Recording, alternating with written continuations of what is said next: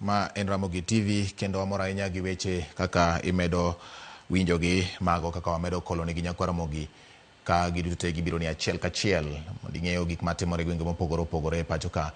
Jogo manie sekta mar loso geche pacho ka koni fungruok koro nitiere kaluwore gi moko kuom chike mayonda kadhi od bura mageto tego kendo bero sekta no mayande ni kod midhiero.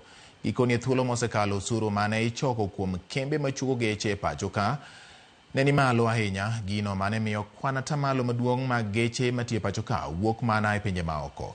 Koloso jomvu Mombasa nyasi mar sidha yanga loche midendo ni UD trucks michuogo e pacho ka, tend kambino koni fungruok mag chikego koro miyo joket mwandu biro e pacho ka, gino mabende medo thuolo mag tije ne oganda jo Kenya. Hear from him, in a country like Kenya, logistics is the lifeblood of the society, and logistics will continue to grow.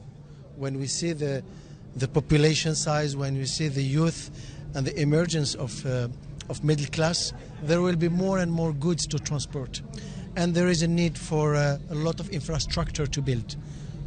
Our plan and our aim is that with UD trucks, we will be key player and key actor to support the prosperity of the country. Because of this new regulation, what is produced locally today is about 80% and only 20% is coming in as imported. And that graph is going to shift significantly because of the good incentive program, the review of those assembly regulations and stability of those regulations, because traditionally Kenya didn't have any regulations. So it was very difficult to attract new investment. UD trucks, currently we are assembling all UD trucks at KVM in Thika, again a collaboration.